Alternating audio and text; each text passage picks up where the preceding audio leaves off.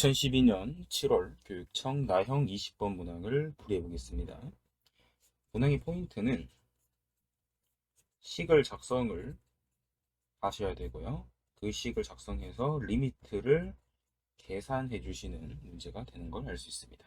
자, 그럼 우리는 먼저 생각을 좀 해보셔야 되는데, 읽어보시면 x제곱 플러스 y제곱은 1인 원 위를 움직이는 제1사분면 위의 점을 p를 알파, 베타라고 제시를 한 상태죠.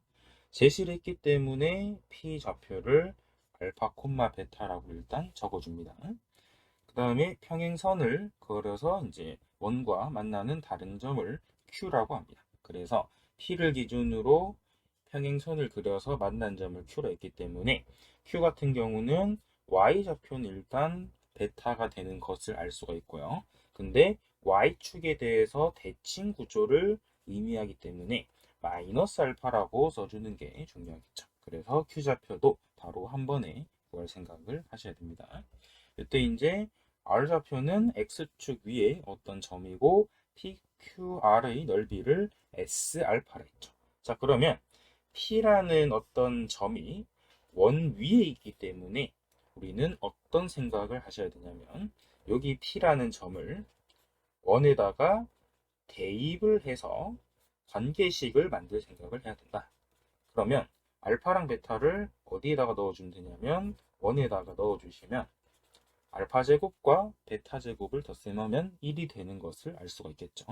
자, 그러면 S 알파에 대한 관계식은 이쪽 삼각형 넓이기 때문에 S 알파는 2분의 1의 가로 길이는 2알파죠.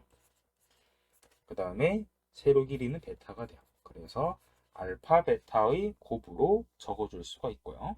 그 다음에 이 식을 알파의 구조로 바꿔줘야 되기 때문에 베타 제곱은 1 빼기 알파 제곱이 될 거고 베타 값은 양수니까 루트 1 빼기 알파 제곱으로 써서 여기다가 대입하시면 되겠죠. 그래서 리미트식을 다시 적어주시면 리미트 알파가 1 마이너스로 갈 때 루트 1 빼기 알파 분의 S알파 대신에 이쪽에 식을 넣어주시면 되겠죠.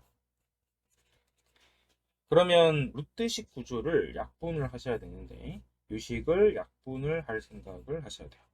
그래서 약분해 주시면 루트의 1 플러스 알파로 적히게 될 거고 곱해 주시면 루트 2가 되는 것을 알 수가 있게 되겠죠. 그래서 답은 2번이 되는 것을 알 수 있습니다.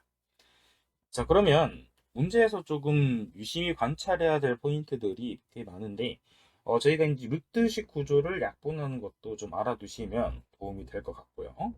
그 다음에 베타 값 같은 경우는 얘는 양수죠. 그러면 현행수능 체제에서는 대부분 음수가 나올 수도 있어요. 그래서 베타가 음수가 되는 경우도 한번 생각을 해보셔야 돼요. 알겠죠? 나중에 되면 아마 그런 문제들은 변형이 이렇게 만들어지겠죠.